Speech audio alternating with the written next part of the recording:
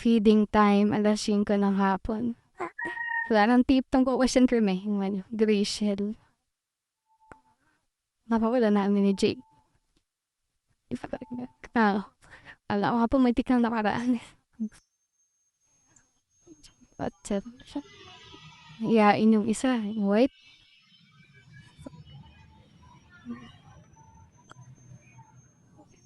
Ang feeding time. Ibubuod pala yan, no?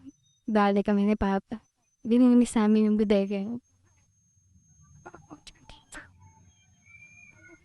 Tingin ang tama ni Papa.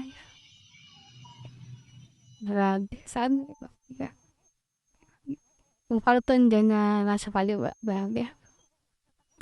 Ang dami-dami din. May bahay na pala sila dyan. Yeah.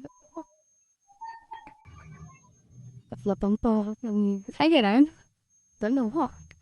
Sinisip ko siya yung